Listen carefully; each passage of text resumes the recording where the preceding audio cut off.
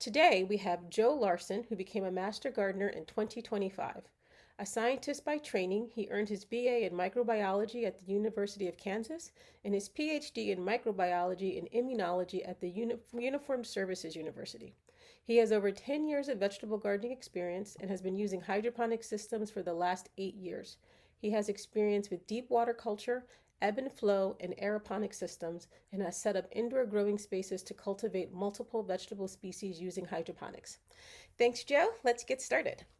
Good morning, everybody. Welcome. Thanks for taking the time to come and attend this seminar today. When I woke up this morning, and I think it was somewhere near 14 degrees Fahrenheit here in Virginia, I thought, wow, what a wonderful opportunity to grow vegetables inside your house. And so hopefully today you will leave with some inspiration to go out and start your own hydroponic systems in your house.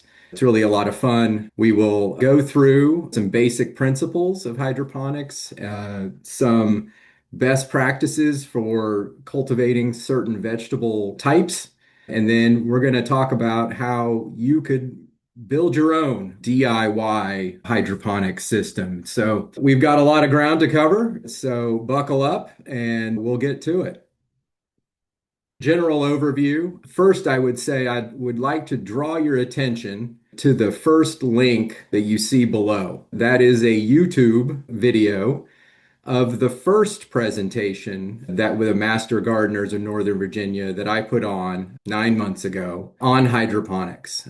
This today's talk was meant to build on that talk in many ways. There is some material that was from that talk that is in this talk, but that really provides a comprehensive basic overview of hydroponics. And so if this is of interest to you, I would urge you to go to that and watch that video as well. Today, we're a little bit more focused on kind of the vegetable gardening and trying to, really put into practice by building your own system and getting out in your own home and starting to do hydroponics. And so we're going to recap some material that was presented in that first talk. We're going to go through a subset of the hydroponic systems that were discussed in that original talk, really focusing in on those that I feel that you could go out and try to construct yourselves at home or could buy commercially. We're going to walk through some kind of general tips and best practices on about 8 or 9 different vegetable types. Then we're going to go through just your standard problems you may encounter, how to troubleshoot them. Then we're going to talk about how to build your own systems. There's a list of supplies that on the slide, so you could screenshot it or refer to this later when it's put up on YouTube to kind of get your shopping list together and get over to Home Depot or whatever store you go to and get the materials and get building. Here's a couple of additional references. Again, I mentioned that YouTube video, so please go check that out as well. So many of you I saw from the chat had never done hydroponics, so this will be a helpful kind of intro. But what is hydroponics? Basically, it's the growing of plants without soil. It's the growing of plants in a liquid nutrient solution. And there's a variety of media we can use to support the physical structure of the plant while it's growing in liquid. What you'll see the most of today is this porous clay pebble. It's called Hydroton that you'll see that I use most frequently. That's what I've had the most success with. Rockwool cubes is another example of physical media that could be used. Overall, this is an extremely viable method for having high quality growth and high quality yield of vegetables as well as productive ornamental crop growing. As with soil gardening, right? All the associated practices that we're going to talk about today are really about optimization. And the more you optimize, right, the better your outcome is going to be. And the advantage, I think, in many ways with hydroponics is that you're in much more control of the environment and in much more control of the inputs that go into the system in terms of nutrients, which really gives you maximum opportunity to be able to optimize the growth in those systems. I really like this diagram on the right. It kind of breaks soil gardening and hydroponic gardening, and then kind of draws the commonality between the two.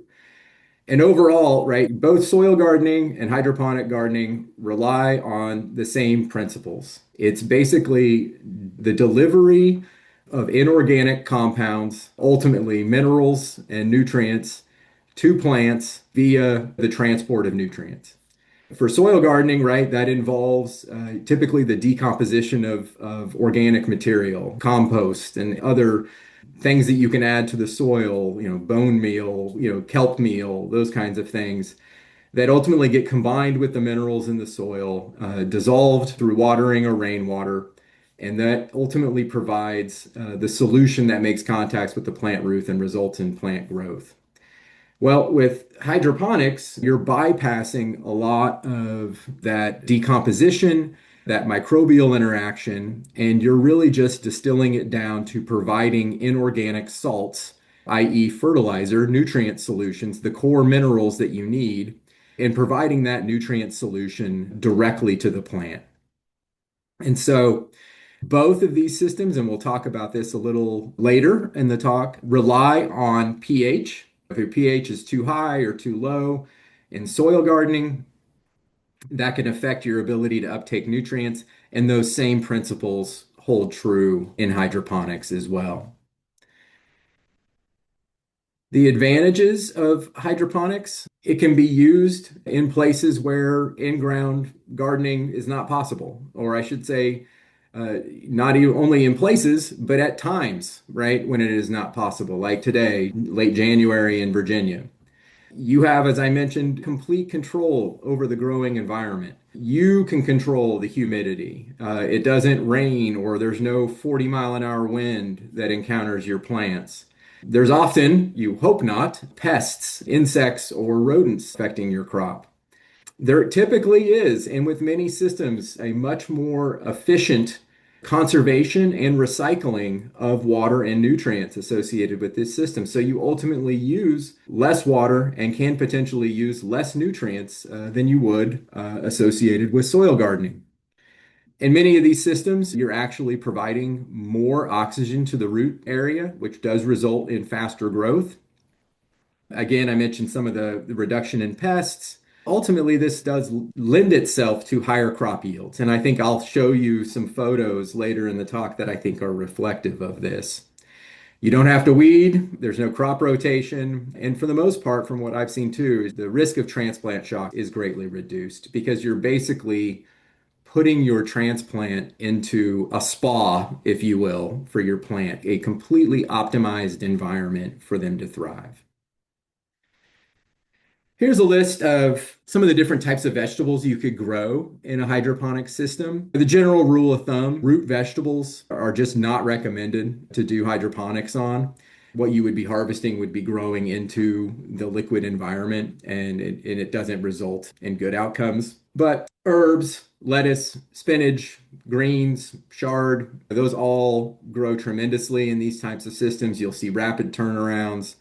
Beans, peppers, tomatoes all work great as well. We're going to get into, there's obviously space and height requirements depending on your growing environment that you'll need to account for.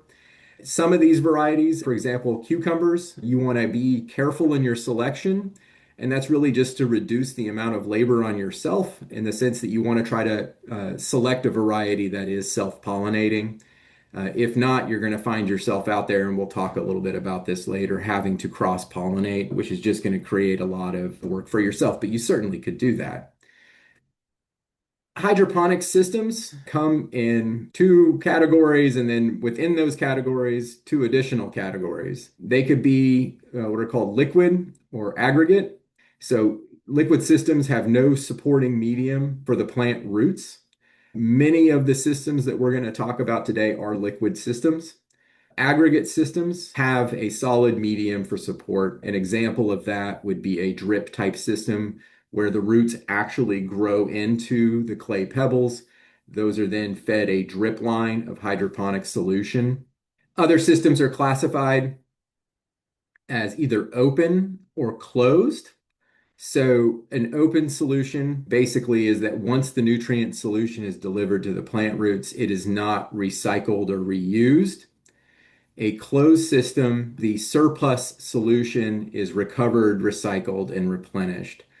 And we'll talk about both examples today. The deep water culture system is classified as an open system since we're not reusing it. And then the nutrient film technique that we'll talk about in the aeroponic system, those systems actually do recycle the nutrient solution. Here is the types that we will be discussing today. The first one's called deep water culture. We'll go through each one of these. Don't worry if you're not identifying these already. The other one's called nutrient film, and the last one's called aeroponic. The other three systems that we're not talking about today are covered in that previous YouTube talk, so you could learn more about those there. Both drip and wick systems are very, very viable systems, and they're very accessible for beginner hydroponics. It's one that I don't have any experience with, to be frank, and felt that in the ones that I have constructed myself have been these other three, which is why they weren't selected today. I have grown in an ebb and flow system. I would say that those are much more complicated systems that rely on flooding the growing chamber and then retracting the nutrient solution, hence the ebb and flow. That's built on a series of pumps and timers. That is probably not the best choice to be starting off in hydroponics. And so, just in the interest of time, we didn't cover it today. But if, again, if there's interest, you can refer to that first talk. So here is a schematic of a deep water culture system, and you'll see this in action here in a moment. But basically, what you have is a reservoir of a nutrient solution. The plants sit in a basket that is basically filled with a media to provide them physical support. The roots grow through that basket and then are basically submerged into the nutrient solution. So that's why they refer to this as deep water culture. The roots here are submerged, they're completely saturated with the nutrient solution.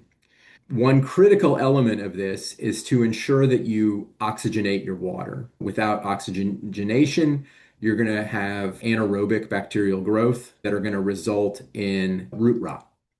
So you basically take an aquarium pump or some sort of similar air pump, and you take a line through, and then you put an aquarium air stone in the bottom of your reservoir. And that provides a sufficient supply of oxygen to reduce bacterial growth and keep your plants thriving and healthy. And it also provides oxygen to the plant itself.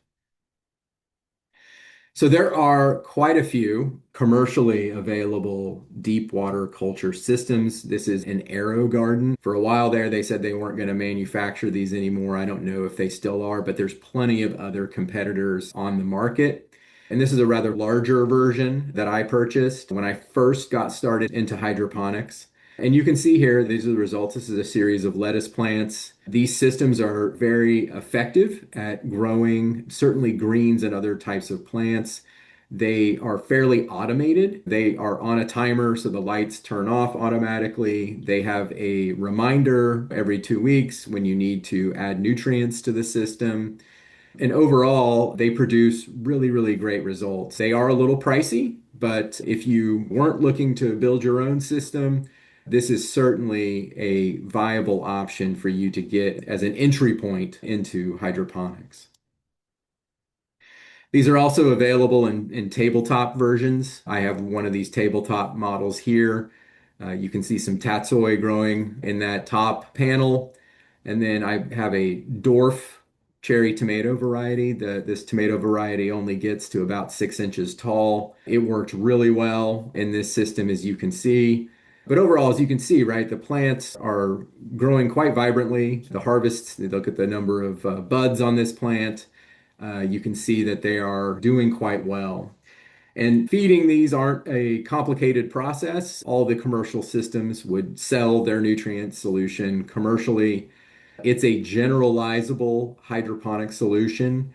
And so it's not optimized for any specific plant type. And so you can see, even with kind of a generalizable nutrient solution, you still get really robust results with these systems. And these are less expensive, obviously, because they are smaller. So the next system we're going to talk about is called a nutrient film technique. And the way these work is that, and we're going to start with the bottom reservoir, is that you have a reservoir solution, or you have a container full of your nutrient solution. That container also is oxygenated to ensure proper oxygenation of your nutrient solution. And then you've put in a water pump into that system. And that water pump pumps nutrient solution up this tube and it goes into this part of the tray where your plants are growing. Again, they're in a basket with some sort of physical media supporting them. And this tray sits on a slight incline. And so that the water, or the nutrient solution, I should say, by gravity flows down the tray. And then here you see that there is a outlet where the nutrient solution, the excess, is then returned to the reservoir. So this operates in a continuous loop, recycling the nutrient solution. And this is also a really great system. These are typically used if you go to, and at the end of the talk, there's a reference on, I think three or four kind of local hydroponics facilities. One I recently volunteered at was at George Mason University. They produce salad greens and other vegetables for their food commissary. And they use systems like you see in the top panel. So this is row after row after row of potential plant green entry points there with those little holes. And you can see how basically it is sloped towards us and that nutrient solution is running across the base of those various planks. And then on the lower part, you see somebody that certainly was more capable than me, who put together their own system and kind of hung it up on a wall. But you can see kind of again the level of robust growth that they're able to get with these techniques. And we'll go through the pros and cons of these systems here on a subsequent slide, but these are optimally situated to grow things like lettuce and greens. The third system we're going to talk about today is aeroponics. And so this is a system where nutrient solution is sprayed on a intermittent level for a portion of time, not constantly, up into the roots. And then for the vast majority of the time that the plant is sitting in its growth environment, the roots are simply suspended in air, which is where you get the name aeroponics. This is a highly efficient method at conserving water and nutrients. In fact, the International Space Station uses an aeroponic system to grow vegetables in outer space because of the level of efficiency that you get with this system and the conservation of water and nutrients. And one of the main advantages of this is because of the, kind of extreme oxygenation of the root system. You see a lot of lateral root growth off of the individual roots. So you're basically increasing the root surface area. Here's some examples. You can see here down at the bottom, this little black tubing on the left panel is that sprayer. And so these roots are basically just hanging in air, occasionally getting sprayed with this nutrient solution. And there's one commercial system, there's a couple that are on the market. There are these big towers that are also aeroponic systems. I have not used one of these systems, but they seem popular in kind of looking at their website and things like that. So there's a lot of text on this slide. Please don't get overwhelmed. But this is kind of the best use scenario, the advantage and disadvantage. In general, depends on the type, meaning like what your container is of a deep water culture system. You're going to see an example today where I've taken a storage crate and converted it into a deep water culture system. And on that storage crate, there's 15 holes. So that system is going to be more ideally positioned to grow things like lettuce, kale, spinach, greens. You're going to see another system where I've converted a 5-gallon bucket into a deep water culture system. And so for those, it's where you can grow larger plants like tomatoes or peppers or cucumbers. Deep water culture is probably the most straightforward. And what I love about deep water culture is that if something happens, i.e., your power goes out, the time to catastrophic outcome is increased versus the other two systems. And it's because the plant is still sitting in the nutrient solution. Now, it's not optimal. You couldn't leave it there forever, but you have more time. This deep water culture is also the systems that I've had most experience with to date. Nutrient film techniques, those are really meant for lettuces, herbs, things like that. What's great about those is that it's multi-channel. You can get 15, 20, 25, however many plants you want based upon how big you grow the system. They are used in commercial continuous production. So industry loves it. Whether or not that's going to fit your needs, I think is for you to decide. The water and nutrient use is efficient because it's constantly flowing. You reduce any potential salt buildup that could come from using obviously nutrients or inorganic salts. They could build up over time. Easy to automate and expand. There's minimal water use. Downsides of it is that you'll see, you looked at that kind of tray that these plants were growing in.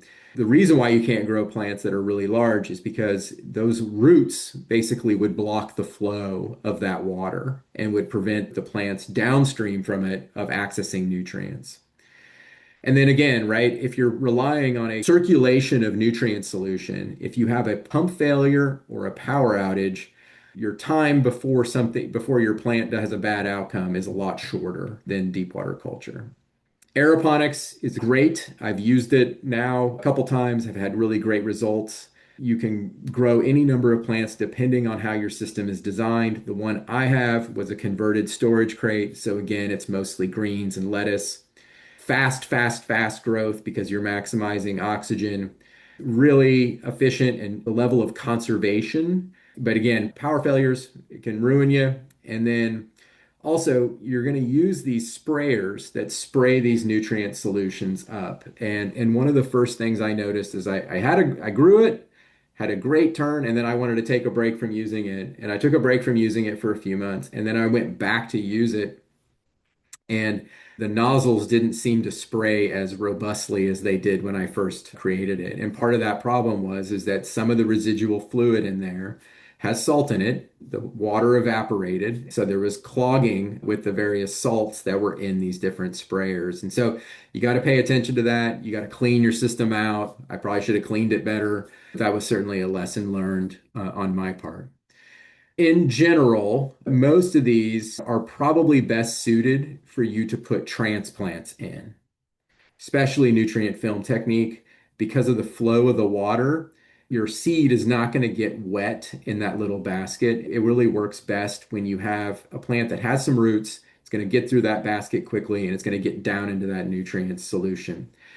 I have germinated seeds in a couple of these systems, and we can talk about them as we cover it. There's some rules to that, I would say, that have just basically come from my own experience. So we mentioned pH before. pH is critical, it's even more critical, I think, in hydroponics. You want to create the optimal growing conditions for your plants. Hydroponics trends slightly more acidic. You want to try to keep the pH between 5.5 and 6.5. A lot of people who are really dedicated to doing hydroponics, even more so than myself, will tell you to optimize your nutrient solutions pH every time you feed. Alexandria and Arlington tap water is slightly alkaline at 7.3.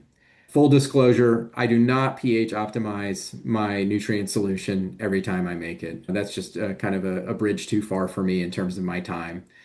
I've never had an issue with some of the issues that can pop up with pH. That's called nutrient lock. Basically, nutrient lock is the inability of your plant to access nutrients, and it's usually a function of the pH being off. There's an accumulation of these inorganic salts in the media that basically prevent plant growth. However, understanding pH is important, and understanding that if you're encountering a problem, or if you're living in an area where the water may be really hard, have different characteristics than Arlington County, Virginia, for example, then that is something to pay attention to and it is something to monitor and then ultimately you can control for. You can see here on this chart, right? This just kind of shows the different macro and micronutrients that plants use. and their ability to absorb different nutrients based upon pH. And so you want to be cognizant of this. In a hydroponic system, if you begin to see signs of a nutrient deficiency, really the first thing that should go off in your mind is I should probably check my pH and see where we're sitting. So nutrients are important. They're probably one of the most important things in growing hydroponically. Most growers will tell you that they try to change their nutrients about every 2 weeks. If you're looking to purchase nutrients, they're typically sold in kind of three categories. Grow or veg. So that's grow or vegetative growth. Those tend to have higher levels of nitrogen in them, promote growth. There's bloom. Those tend to have higher levels of phosphorus and potassium. Those promote flowering and fruit development. And then micro goes into both of those, and those provide all of the necessary micronutrients. Some of these solutions do great and they're generalizable across hydroponic systems. That's great for most of your applications that I think you would pursue, but you can also make your own solution. And this is what I do. I try to identify plant-specific formulations of soluble fertilizer, and then I supplement as needed with ammonium calcium nitrate, and then also add calcium and magnesium as needed to prevent things like root rot and those things. One last thing that you need to monitor potentially is something called the electrical conductivity level. You can get meters for this, and you can get a pH meter as well if this is something you really want to dive into. I only check this when I've been experiencing a problem, so this is very rarely checked on my part. But basically, what this measures is the amount of potential conductivity, electrical conductivity, which is a function of how much salt is in your system. And why would there be salt in your system? Well, all of these different nutrients are basically formulated as inorganic salts. So, what this basically is a measure of is how much fertilizer, how much nutrients are in your growing media. And one of the things that you can notice is that a lot of times when a grower in hydroponics sees a problem, their first instinct is to provide more fertilizer, more nutrients to their system.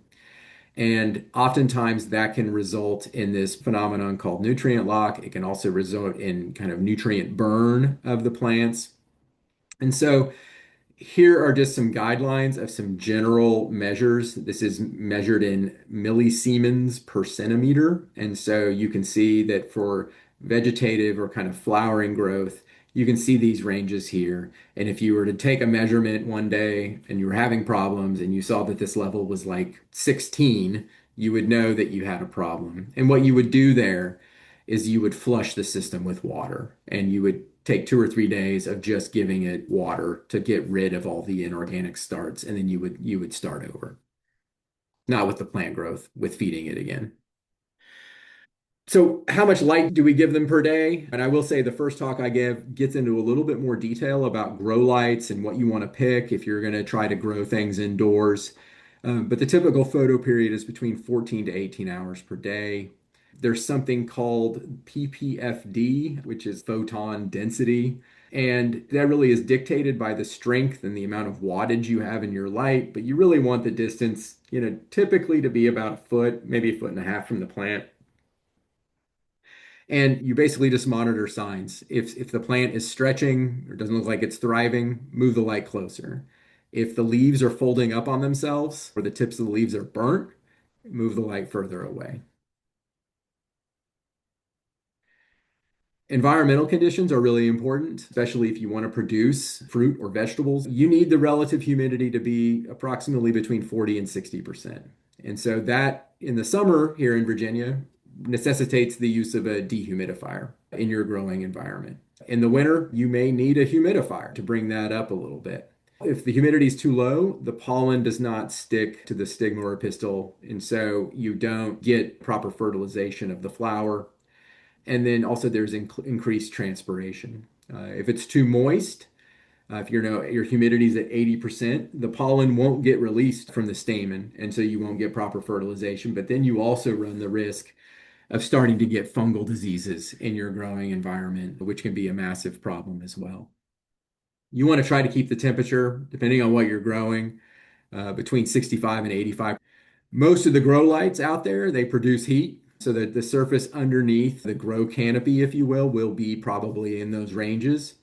And then fans. You want to have something that's circulating the air. That helps promote stronger plants, obviously, but it also helps prevent diseases that potentially could happen in your growing environment. Pollination, my tool of the trade for pollination is an electric toothbrush, one of those just kind of really cheap electric toothbrushes. You basically you turn it on and you go to the back of the flower and press on it and you can see the pollen kind of escape the flower. You can also shake the plant. You can also tap the back of the flower. This is for things like peppers, tomatoes, any sort of flowering plant. And you do this, right? Because there's no bees inside. You've got to take it upon yourself to kind of nudge the plant to fertilize its flowers. And then for things that might need cross-pollination, you can use a Q-tip or a small paintbrush to do that. But again, I would try to go to self-pollinating varieties. So this is like the first portion. By the way, this is a picture in my growing environment of a pepper called the Quintillo pepper. It's out of Peru. And this was grown in a deep water culture system. You can see I'm actually in the process of changing the nutrients with that electric siphon. You'll see a close-up later at the next question section, but if you look closely, you can see how many peppers, these little circular peppers, are on this plant. It was pretty robust growth. It was pretty amazing. So I'll pause there. This is just the intro portion. We're going to get into the vegetables next, and then we'll get into the DIY portion after that. So we have a couple questions here. One is about deep water culture and oxygenation concerns, and how does this interplay with the crack key method? The cracking method is a type of deep water culture, but it does not oxygenate the plants. So I think oftentimes with the cracking method, you have to switch the solution relatively frequently. I've never grown in that method before, but at least that's my understanding. And so with this, you're changing the nutrient solution because eventually the solution gets stale, for lack of a better term. That won't happen in an oxygenated environment. The rate limiting factor there is simply the utilization of the nutrients. Whether hydroponic garden be considered organic in light of all the nutrients that need to be added? I have no experience attempting to grow organically in a hydroponic system. I have stumbled across a video here or there on YouTube where people are talking about it. I think part of the problem is that a lot of those materials that would go in to try to make it organic are kind of natural materials, and I think would lend themselves to creating an environment of decomposition in a system. I think it would be challenging to do for a home hydroponics person to try to go organic. But that being said, I haven't done a great deal of research into that. So that could be something. And then there's another question about costs of the different components, but I know that you're going to do a DIY section later, so maybe when that section, there can be some discussion about costs. Yep. And I will say also the first video that I did covered also the cost because really the DIY here is focusing on building the actual system, not the lights necessarily, things like that. And that gets into a little bit more detail on the cost of kind of setting up an indoor grow environment. So that could Okay. be a useful resource as well. So the beginning video, the one that's been mentioned in the chat, that's the source for all of the costing Yep. information. Yep. Okay. Yep. Okay, great. Thank you. That's all for questions for right now. Okay, so now we're going to dive into just some vegetable specific tips. Before we dive in, I just would say I am citing in some of these, for example, nitrogen, phosphorus, and potassium levels that I have used previously, or that the company that I use a lot of fertilizer from recommends. That is not the end all be all. So take that for what you will. Do not take my recommendations on NPK levels as gospel. And I also would say that you could certainly grow any of these using levels that are different from that. But I am sharing with you, based upon my experience, the levels that I've used and have had a lot of success with. So first, one crop that grows really well in hydroponics, in my view, is Swiss chard. And here you can see a lot of Swiss chard that I grew in my hydroponic system. Of the three that we spoke about today, you could grow Swiss chard in any of those systems. You can see the recommended EC and pH level, temperature level, and NPK level. It's typically going to need 14 to 16 hours a day. I was talking about seed germination in hydroponic systems. And for this system here, I did germinate seeds in this system. But again, I would not do that in a nutrient film system. I would move transplants there. And in fact, I have some plants growing right now that I'm going to move into my nutrient film system come spring. The reason being is, again, as I mentioned, the flow of water with that nutrient flow. Typically, the seeds that can germinate in hydroponic systems are larger seeds, right? Seeds that are more substantial. These also were grown in a sponge that allowed them to germinate successfully in that system. If you're putting something directly into that clay pebble media, a bean will work. Something really small like a lettuce seed will probably fall through those clay pebbles and you're not going to have success. And so it is easier to use transplants, but it is possible to use seeds with certain exceptions. You kind of have to think through how is this going to work? How is it going to maintain moisture? Is it going to fall through the system? Those kinds of things. But this grows robustly. I would say the time to harvest is around 5 weeks. We had a vegetable side dish of Swiss chard every week for several months until we got sick of Swiss chard, and it's a family of four based upon what has been grown here. It is great also because what I've noticed with things like lettuce is that no matter how well you prune them and treat them back, lettuce to me only lasts about 90 to 120 days and then it kind of just gives up and bolts. And so then you have to start over again, which is fine. It gives you a chance to plant new lettuce. But so far, Swiss chard has never I have never had an issue with bolting. So if you were looking for something that was going to produce for several months, this would certainly be doing. And I think this is also a great would be a great entry point for folks. So this is lettuce. A couple things with this photo. This was grown in an aeroponic system. So you can see here I created a storage crate and drilled holes for a 2-inch basket that has those clay pebbles in it. There's some basil in the background that you can see. And this really worked great. Also, the photo is slightly purple because the grow light I'm using here has kind of a different spectrum to it. So no matter what, every photo you take looks purple. So it also can grow in any of these systems that we were talking about. Once a little bit of a cooler temperature at 60 to 75, you can see the NPK ratio here. Slightly less light, but typically you could probably hit that with 14 hours and have something else at 14 hours too and be fine. Again, it's about 4 to 5 weeks to harvest, and you just keep trimming it back. Family of four with this harvest here was able to eat salad a couple times a week, no problem. Too high a temperature, same as outside, will result in bolting. And then again, I just found that there's always been kind of a finite lifespan. It only lasts for a few months and then it gives up. Herbs, basil, mint, parsley, you name it, it all can grow in hydroponics. All three of these systems, it works well. Same deal, 3 to 4 weeks to harvest. One of the things that I think is important here for herbs in general is you have to continually prune them and shape your hydroponic garden so that you're continuing to get good results. A lot of times, what I've seen in growing herbs is that you can have one thing that really gets quite large and can overshadow other things, particularly in this kind of tight space. They do require a little bit more light. Again, I think you could get away with 14 hours here if you were growing lettuce alongside of it, but optimal would be 16 to 18. Tomatoes. Now, I will point out that there is one thing wrong with this photo on the left, which was a rookie mistake on my part. This was probably one of my first hydroponic grows.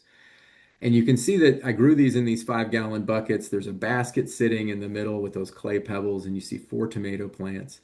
But the buckets are white, and that is a mistake. You should not grow in basically a bucket or any other chamber that is not opaque in color. And the reason is the light can penetrate through that reservoir, and there's water in that reservoir. And then the light basically promotes the growth of algae. And so you want everything to be ideally black in color to prevent any light from getting in. I hesitated showing this picture, but it was kind of the one good picture I had of these tomatoes starting. So you could grow these in deep water culture. That's what this is here on the left, or aeroponics. Typical, you can see the ECPH and temperature range, nutrient. You want to basically ensure also that you add sufficient calcium to prevent end rot. Time to harvest 60 to 90 days. Some tips here. I would definitely wholeheartedly recommend growing determinate varieties of tomatoes. This again was part of my rookie experience. These were indeterminate, and you can see here on the right just how wild things got in a 4x4 space. It was basically just a jungle of tomatoes. Lastly, I'll say this too. It's late January here in Virginia. If you were to go to the supermarket and get a tomato right now, I would probably put that tomato at about a 0 out of 10 on the taste spectrum. Whereas in August or July, when you're harvesting tomatoes, those are probably 9 out of 10 or 10 out of 10. I would put an indoor hydroponic tomato somewhat at about a 6 or 7. It's certainly better than grocery store in the winter, but it's not nearly as good as an outdoor grown tomato. And I just think there's something with the UV light, the radiation, I don't know what it is. The outdoor growth makes tomatoes taste better. So just know that going into it. They're still good. They're just not great. Here's a couple pepper plants. These are called the Rosarita Red. These turned out really, really nice. They're grown here. You see, I finally painted those buckets black. You can see my grow light up ahead and my dehumidifier sitting there, making sure that humidity is held right. You can see how robust that growth is. Peppers are probably what I have the most experience with. The time to harvest 60 to 90 days. You really want to ensure there's appropriate potassium levels in there to promote the flowering and fruiting.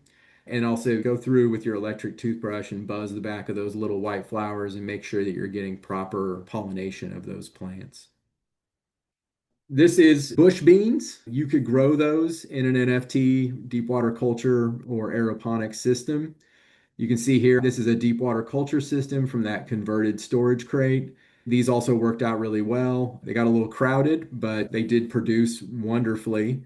Tap flowers for the pollination. If you kind of prune and shape them as needed, harvest time is probably 5 to 6 weeks, 14 to 16 hours of light a day. You're not going to be really able to monitor these different micronutrients, but they are important. And so just ensure that you have a balanced fertilizer and you're supplementing with the appropriate micronutrients, and you should be covered. Here's some brassicas. On that left storage container, you can see Chinese broccoli. You can see just from the size of the leaves how robust the growth is. It took about 8 to 11 weeks to harvest this Chinese broccoli. You can see all the specifications there. I would probably stick to deep water culture for something like broccoli and probably even cabbage as well. I think you could get away with things like kale in a aeroponic or nutrient film system. There's certain micronutrients that are critical, sulfur, calcium, boron, and then also they like cooler temperatures for their roots. Most of the time that's going to be covered because you're growing them in this situation in a liquid that is probably cool enough. Cucumbers, this is a stock photo. This is not something I have tried, and that's basically from the fact that there's space limiting. This is a vining plant, as you all know, and so you really have to have the space to be able to do that. This picture here looks like it's in a greenhouse environment, but you can see those similar buckets, right? So they're growing these in those 5-gallon buckets. They want 14 to 16-hour lights a day. You can see the various specifications on the nutrients and things there. You want good levels of magnesium and calcium for leaf growth and fruit set. Again, you want to try to select a self-pollinating variety for these if you're going to try to do this so that you're not having to cross-pollinate the different male and female flowers to result in pollination. And similarly, I have not tried strawberries, but strawberries are a very popular plant to grow hydroponically. They would do really, really well in a nutrient film or aeroponic system. You can see the specifications here. Again, hand pollinating may be required based upon their flowering and pollination needs. There's a lot of commercial growing facilities now that grow strawberries hydroponically. And again, so this is that Conticho pepper plant. You can see up close, you can see how many peppers are on there. So again, really robust growth with hydroponics. And I'll pause there to see if there's any questions on the vegetable specific portion before we dive into kind of the DIY systems that you can build yourself. We have a few more questions here. First one is about lettuce and how to start lettuce for transplanting. There's a couple different ways. If you wanted to start it hydroponically, so see those Era Gardens that I had growing the Swiss chard or those tabletop versions, those have those little plastic baskets, and you can order something called a hydroponic growing sponge. And you could use that sponge to basically put the seed in. The nutrient solution is going to saturate that sponge and it's going to provide a moist enough environment for that seed to germinate. So that would be reserved for those commercial type systems. If you were going to construct your own system and wanted to move a lettuce transplant into that, then I would go ahead and just germinate it by growing in soil. And so use potting soil, germinate the plant. I would grow them until there's probably a couple inches tall so that there's sufficient roots that when you put it into, for example, this 2-inch basket that's got clay pebbles in it, that the roots are going to be able to get out of that basket within 3 or 4 days and begin to make contact with that nutrient solution. Because once that happens, the plant's going to begin to thrive. And that actually is going to probably result in better result. A lot of times these lights are powerful. You want the plant to be a little bit more established. When you do transplant, what you want to do is just basically either run the plant roots underneath tap water or get a bucket or a container of water and kind of just gently wash the roots to try to remove as much of the soil as you can. It's not going to be perfect. Trying not to introduce a whole bunch of soil into your hydroponic system. I've had soil from transplanting plants end up in my hydroponic system. Nothing's happened, but you just don't want to try to have an inch of soil sitting at the bottom of your nutrient reservoir. That just may cause problems later on a variety of levels. A couple more questions we have here. One is about brassicas and whether it's safe to assume that you don't have to worry about insects if you're growing them indoors. Yeah, it is safe to assume you don't have to worry about it. But I will say this is that just like with anything, problems can happen in hydroponics. And usually when a problem happens, the effects are more devastating than if you're growing outside. And that's true if there's a pH imbalance, if there's a nutrient imbalance, and similarly with pests. If you're to get a insect invading into your grow tent or your grow space in your basement or wherever you're growing things, you need to be very diligent in following up and responding to that, or it could lead to a longer term contamination problem. The only time I've ever seen an insect in my indoor growing environment is when I brought something from outdoors indoors. One year I tried to overwinter pepper plants.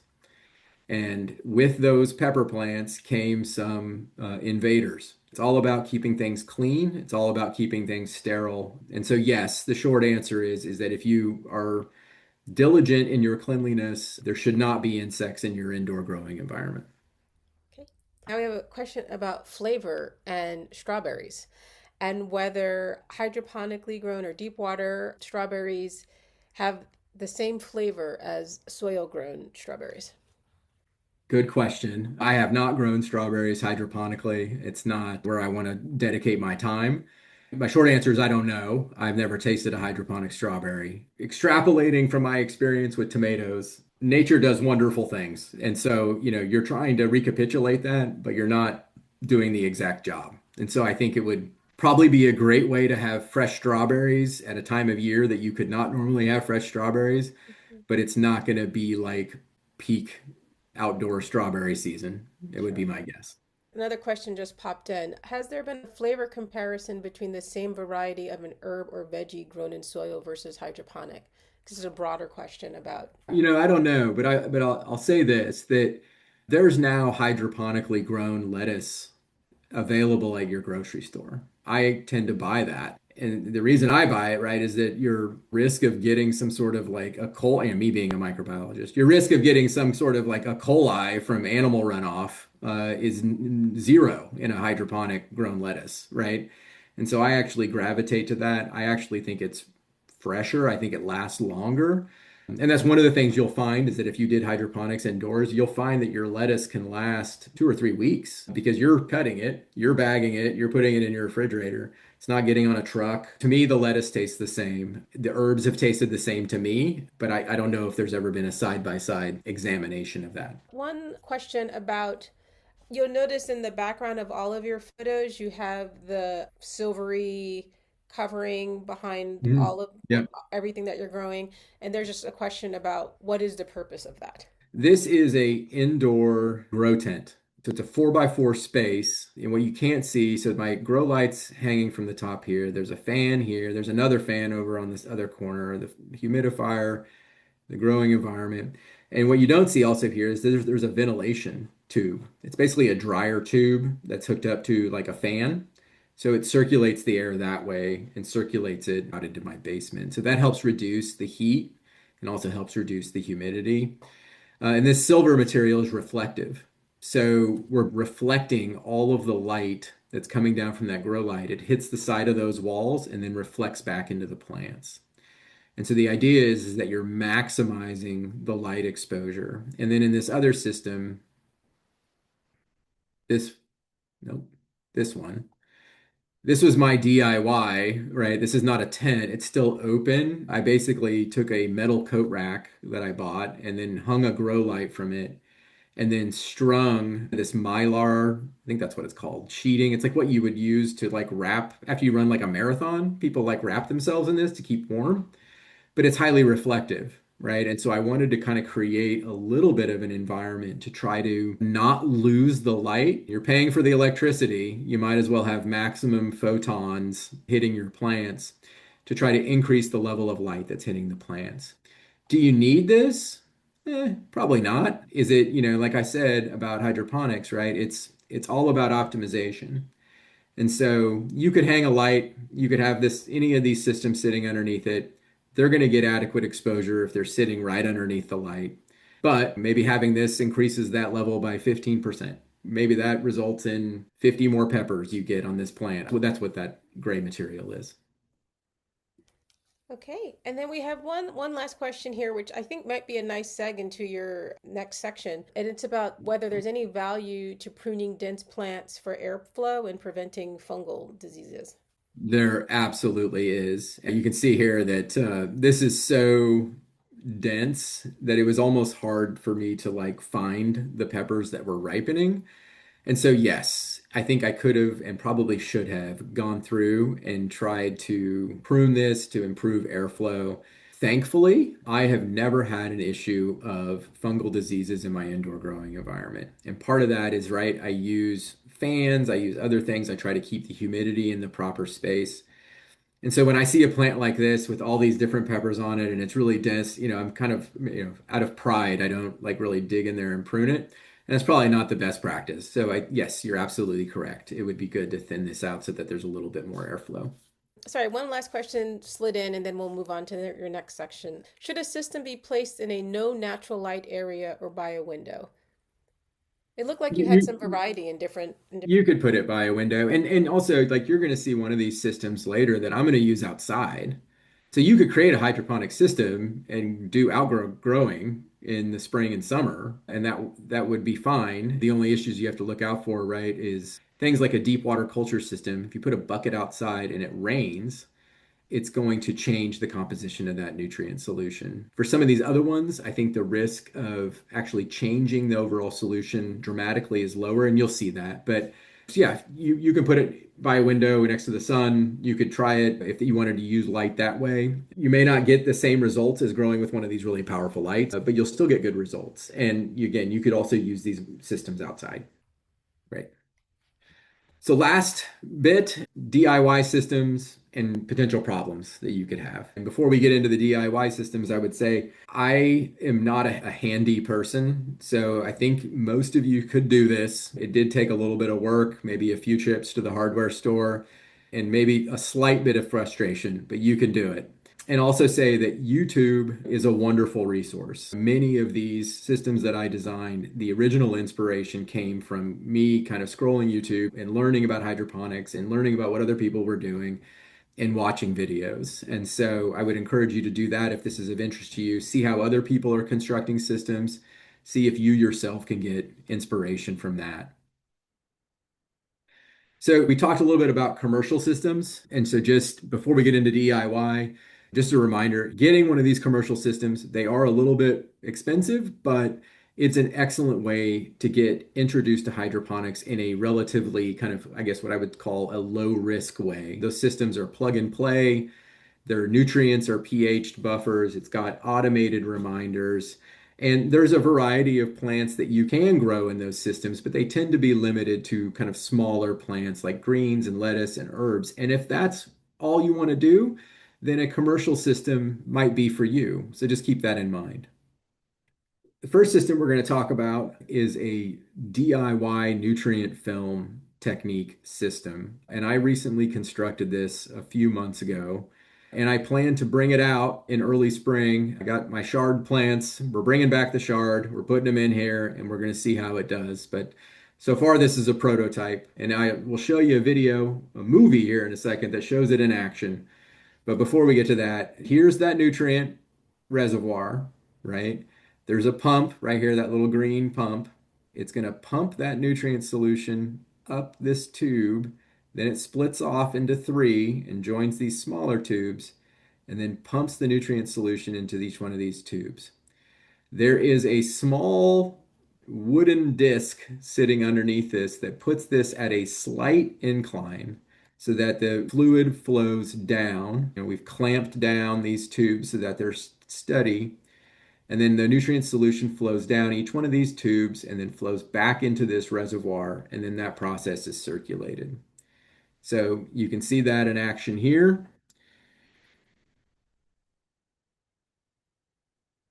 You see the nutrients solution flowing through, and it's even in the third tube. And so far, I haven't grown anything in this system yet. I'm going to, but so far it looks like this is a functioning nutrient film system. So you don't need to build one that has 15 things in it. Maybe you only want to do one of these types of trays. But here's a list of the things that you would need if this system is something that gravitated to you. So I use 3-inch PVC pipe and then these 2-inch grow baskets. You can order those online, or you can go to, if you have a hydroponic store near you, you could probably pick them up there. I purchased a 2-inch drill bit that has a saw on the end of it to drill the holes into that reservoir and to drill the holes into the PVC piping. Bought some vinyl tubing, 1/2 inch. So there's those smaller tubes, some of the other vinyl tubing, clamps and adapters for those, and then the clamps that you put on the PVC pipe to hold it in place, that plywood to stabilize it, a water pump, you're going to need nutrients, and then that storage crate with a lid, growth medium, which is those clay pebbles, and then pH solutions if you wanted to optimize the pH. For an aeroponic system, you can see here, so I did use this storage crate and then constructed, we'll get into what size that PVC pipe is, but I basically used like a PVC pipe cutter to cut segments of PVC pipe and connected them together so that it developed a manifold that set across the bottom of this storage crate, drilled holes into it, and then there's these spray nozzles. You can order them from a online merchant that can deliver it to your house, and they basically spray these nutrient solutions up. And you can see here in action that it works. One note, this was the prototype run. The lettuce you saw growing earlier was grown in this system. I did have to shorten this segment here because it was too high. I cut it in about half because it was basically when you turned it on, even with the lid on, it started spraying everywhere outside of the crate. And you can't have that in your basement. But what you would do is you put this on a timer so that this pump goes off every 15 minutes per hour. And so the other 45 minutes, the roots of your plants are suspended in air. But you can see here, it's got really robust spraying, worked well. And then again, one of these large storage crates, you can get those at any one of the box stores for about 15 bucks. Those 2-inch grow baskets, that saw drill bit, 1/2 inch PVC pipe, pipe cutter, water pump, those spray nozzles. I actually did end up cutting a shower curtain, not one from my shower. I purchased a new one and cut about 3, 4 inch, maybe 5 inch wide strips of that shower curtain. I basically used Gorilla Tape and taped those to the inside of the lid to create a barrier so that there wouldn't be any potential for spraying outside of that crate. And that worked really, really well. If you're going to do indoors, you could do grow light, but you could do the system outdoors. Timer, the pump's got to work on a timer. Fans if you're inside. If you're going to grow lettuce and things like that, you don't need an electric toothbrush, but you could use one for other plants. And then nutrient in the growth medium. And then lastly, well, there's two more examples that I'll provide you of a deep water culture system. These, I've had a lot of success with these bucket systems. And then here's this crate system. And these are the same crates you saw. I just repurposed the crates for different purposes. But you can see that there's, roughly 15 holes in these that have plants. Here's chard and those bush beans. For the bucket system, you're going to need a 5 gallon bucket. You paint it black, use spray paint. You can order these hydroponic bucket lids, and they have a preformed basket in them, which makes it really convenient. If not, you could use the bucket lid and cut a hole in it and put your own basket in it, but I would recommend just buying the ones that are fit for purpose. Grow light, timer, fan, you're going to need the aquarium air pump with the air stone and tubing. Nutrients, depending if you're inside or outside or what time of the year, you may need a humidifier or a dehumidifier. Most of the time, you need a dehumidifier here in Virginia. I didn't talk much about this, but you have to have some way of getting the nutrient solution out of the bucket when it's time to change the nutrient solution. And I've tried bailing that out, and that works well. It works fine when the plant is young, but when it gets big and older and producing a bunch, as you saw with that really large Conticho pepper plant, it would be prohibitive to try to shift that around. And so what I found works best is a battery powered siphon. And so I use that, stick that down in the bottom of the bucket, and then just drain the solution out. And then I flip the siphon around and put the new solution in. And then for that crate system, you need a large storage crate with a lid, 2 inch saw drill bit, grow baskets, all the things you would need, the aquarium pump, air stone, similar things that you would need for the bucket system. Just the only difference here is that you're using a storage crate to do that. But you could build your own systems with these basic materials. So troubleshooting issues. Cleanliness is really the number one issue. It's very important in hydroponic systems between every grow to completely clean out all of your equipment. For that tent that I have, I take a diluted bleach solution and wipe the whole thing down with bleach in between grows. Sweep up all the plant matter, get everything nice and clean before the next plants are introduced into the system. I try to not bring anything that has soil in it or that's been outside into my grow environment just to maintain that quarantine, if you will. Things need to be opaque. They're translucent or white or clear. You're going to get algae growth. And algae absorb oxygen and will deoxygenate your solution, but they're also just a contaminant. Providing oxygen is typically a good practice. You need to do it. It reduces bacterial growth. Some people also add higher concentrations of hydrogen peroxide, not the hydrogen peroxide you get at CVS, but higher percentages can also be added to provide that oxygenation in the absence of an aquarium stone. Talked about washing, and then wiping down the environment is also important. So few problems we'll run through. Nutrient lock, we talked about that. That's basically when your pH gets off track. It inhibits your ability of your plant to take up nutrients.